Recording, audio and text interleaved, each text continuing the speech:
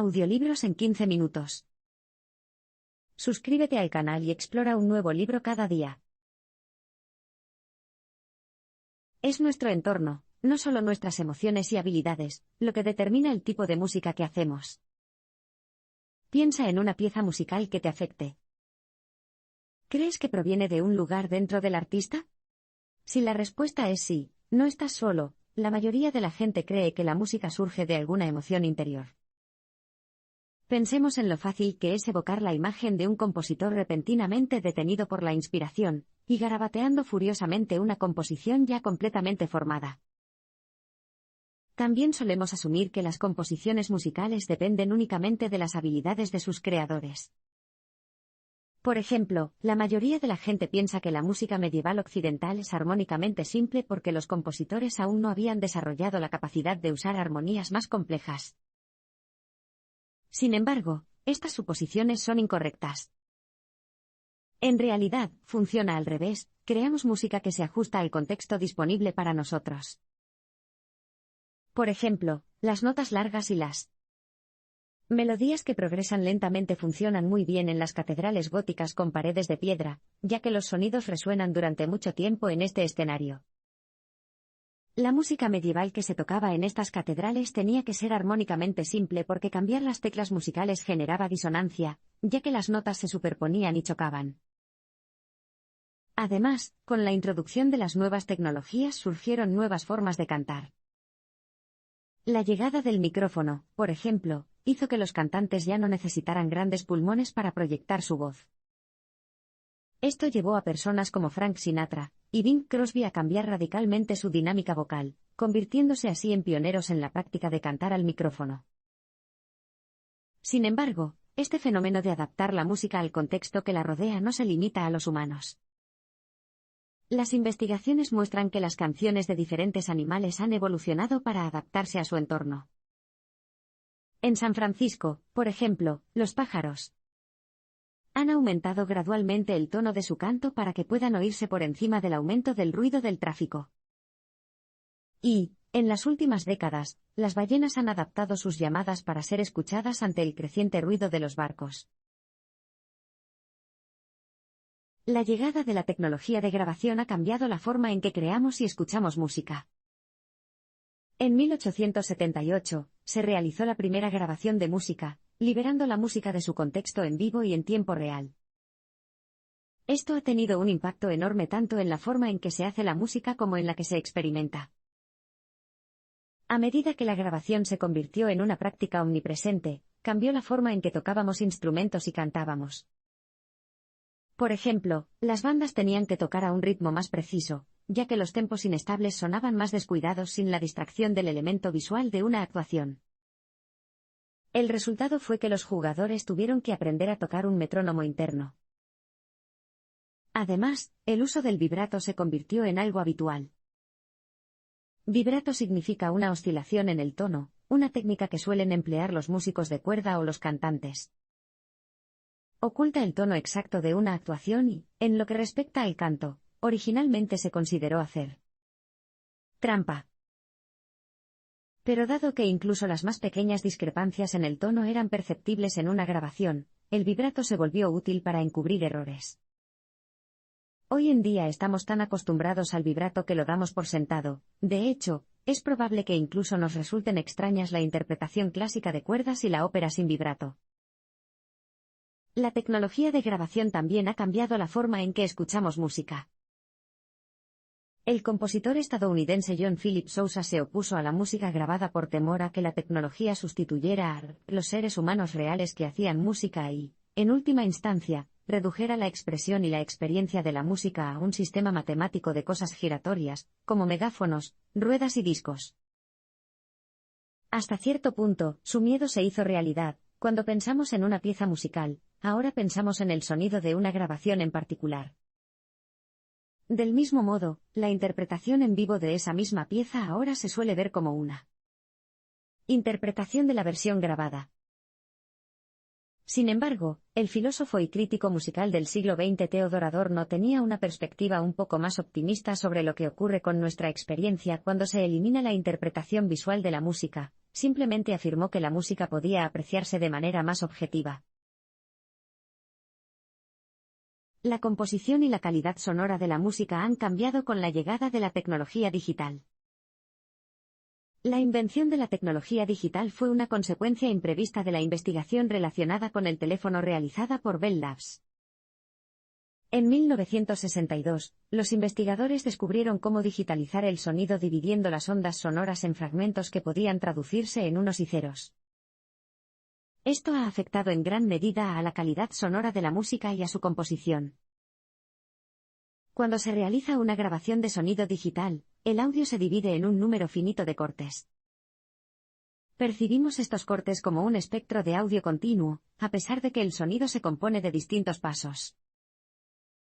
Aunque muchos de nosotros no notemos la diferencia, la calidad sonora de las grabaciones digitales sí que difiere de la de los medios analógicos, que reproducen espectros de sonido con un número infinito de gradaciones.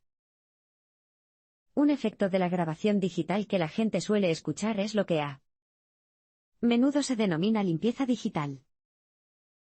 Esas personas experimentan grabaciones tan nítidas como sin alma, y optan por quedarse con sus casetes y vinilos.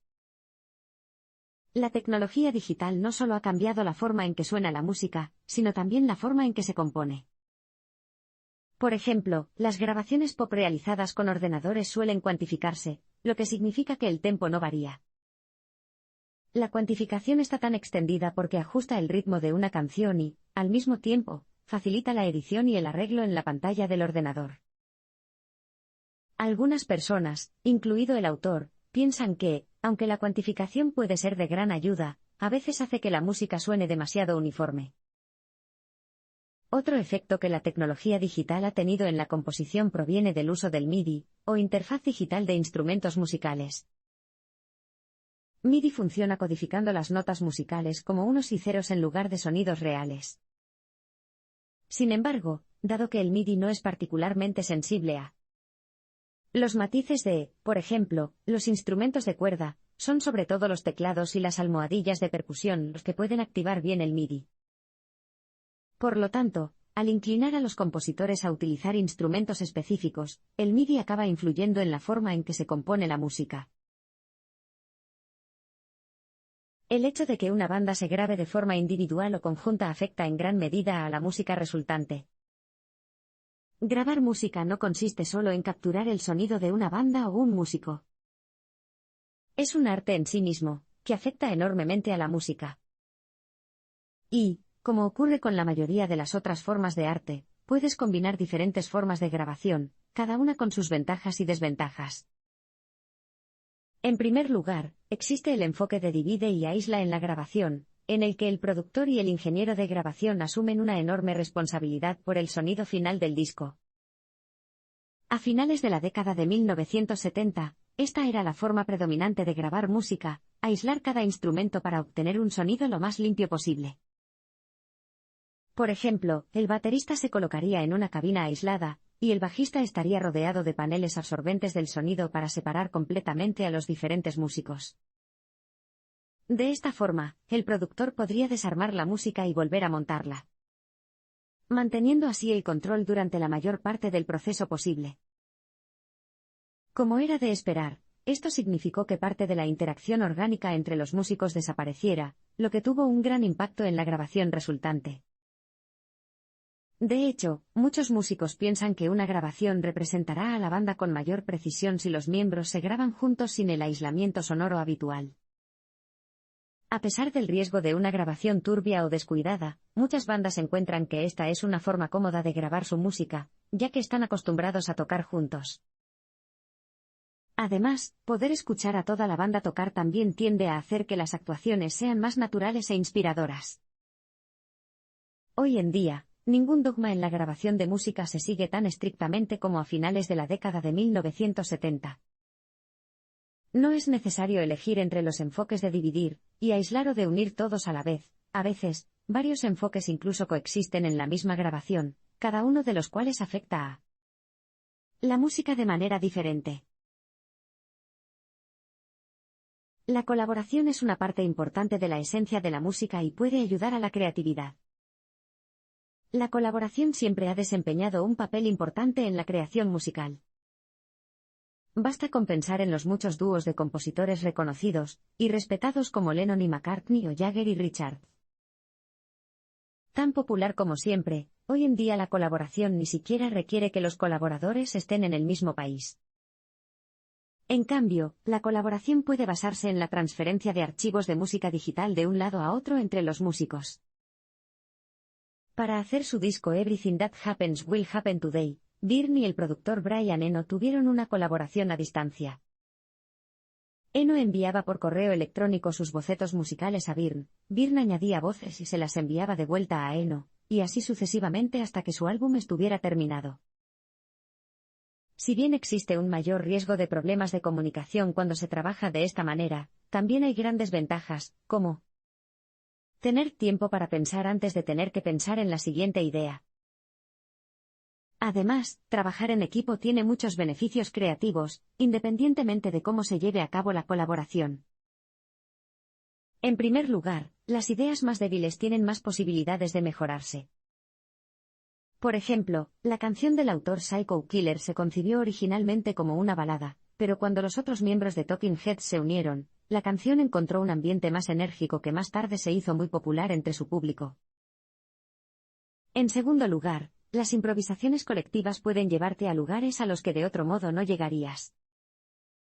Talking Heads, por ejemplo, desarrolló una forma de escribir música que se basaba en sus improvisaciones colectivas, en las que la respuesta de una persona a la opinión de otra podía cambiar toda la pieza en una nueva dirección. Esto podía resultar tanto en sorpresas agradables como en imposiciones destructivas, pero de cualquier manera se convirtió en el combustible de muchas de las canciones de la banda, y extendió la autoría de la música a todo el grupo. Aceptar que tu equipo comparta la toma de decisiones creativas significa que puedes concentrarte mejor en las decisiones de las que eres responsable.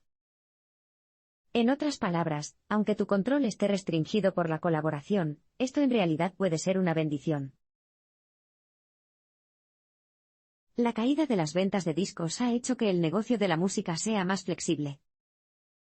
Las ventas de discos han sufrido una fuerte caída desde 1999 debido al panorama cambiante de la distribución musical.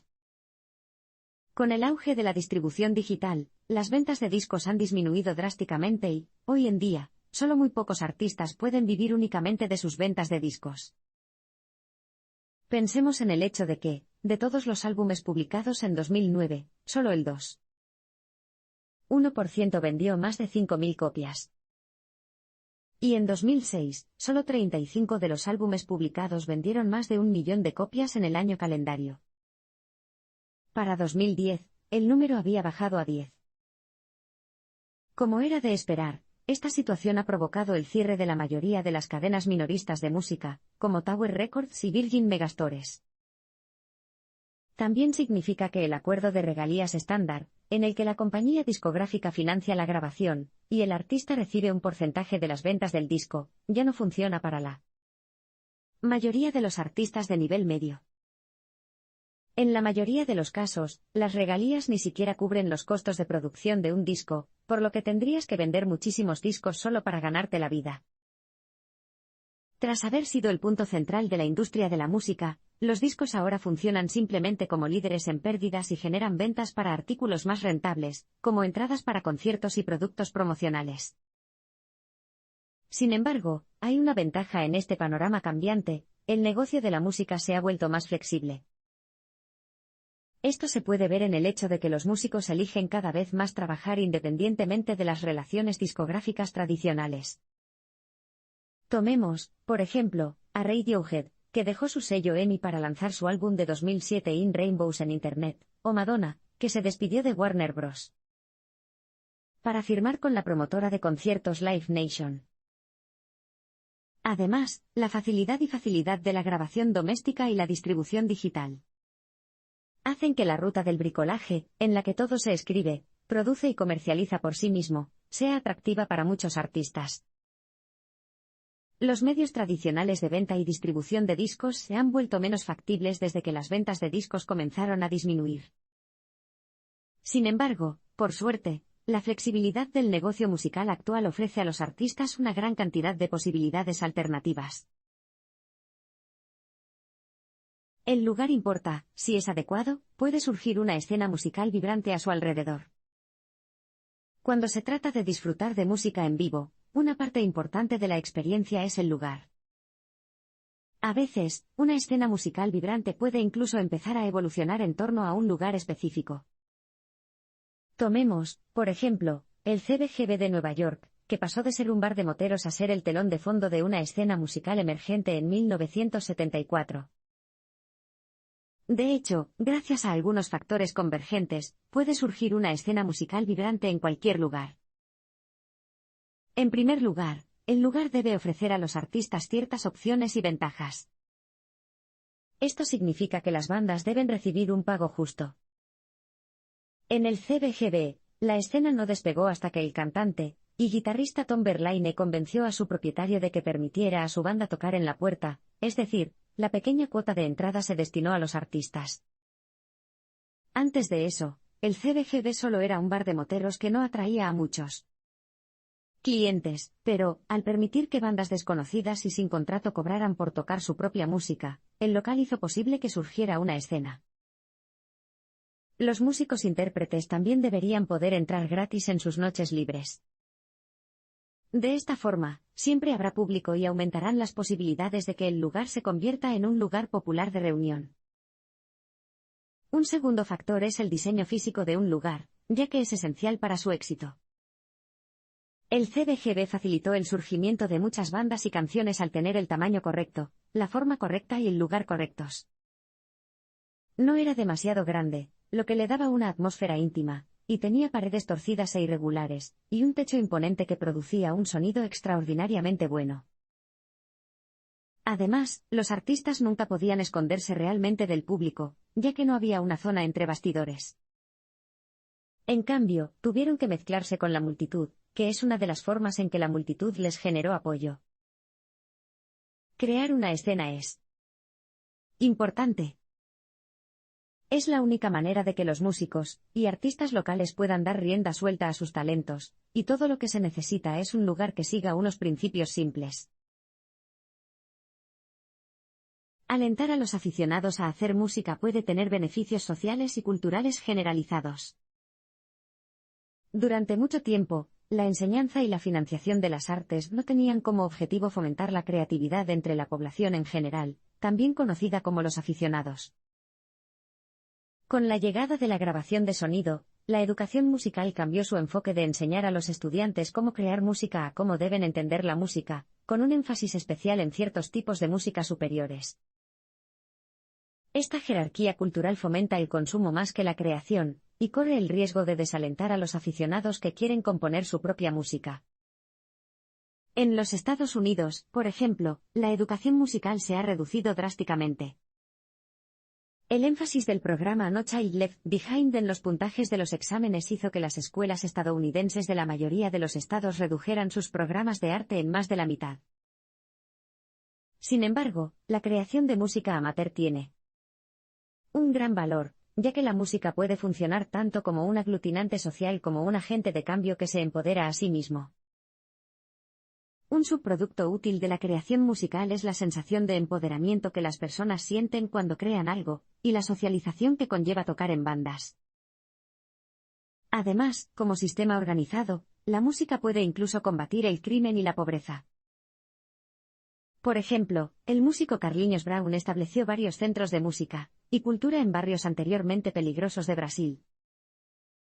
Se inspiró en su propia educación en Candeal, donde se animaba a los niños locales a cantar, unirse a grupos de batería y crear música de otras maneras para mantenerlos alejados del tráfico de drogas. Estas iniciativas les dieron energía, les dieron esperanza y, finalmente, hicieron que la tasa de criminalidad cayera. Pensemos también en El Sistema, un programa de educación musical que comenzó en un estacionamiento venezolano en 1975. No solo ha fomentado a muchos músicos de alto nivel a lo largo del tiempo, sino que también ha luchado sistemáticamente contra la pobreza al brindar a los niños de entornos desfavorecidos la oportunidad de mejorar su situación. La música puede cambiar la vida de las personas de maneras que van más allá de conmover emocional o intelectualmente. Cuando la música se convierte en parte de toda una comunidad, puede incluso convertirse en una fuerza moral. Por lo tanto, se debe priorizar en mucha mayor medida la creatividad de los aficionados. Lejos de ser un mero entretenimiento, la música es parte de lo que nos hace humanos y tiene un impacto en nuestro bienestar. La música, al parecer, siempre ha sido una parte esencial de la vida humana.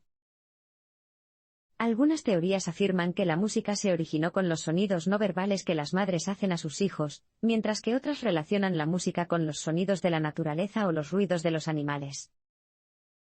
Sin embargo, aunque las teorías sobre los orígenes de la música varían, todas coinciden en que surgió al mismo tiempo que la gente. La evidencia más antigua que tenemos de que el hombre primitivo realmente hacía música se remonta a unos 45,000 años y demuestra que los neandertales tocaban flautas basadas en las mismas notas básicas que producen las teclas blancas de un piano en la actualidad. Además, los seres humanos han desarrollado muchas habilidades especializadas que parecen estar relacionadas con la creación musical. Por ejemplo, los estudios muestran que los bebés pueden distinguir diferentes escalas musicales y prefieren las armonías que consideramos consonantes o las armonías que se consideran estables. Los bebés también pueden oír lo que se denomina tonos relacionales. Esto significa que si un bebé conoce la canción Feliz cumpleaños, la reconocerá independientemente de la nota con la que comience la canción. Incluso las computadoras aún no tienen esta capacidad.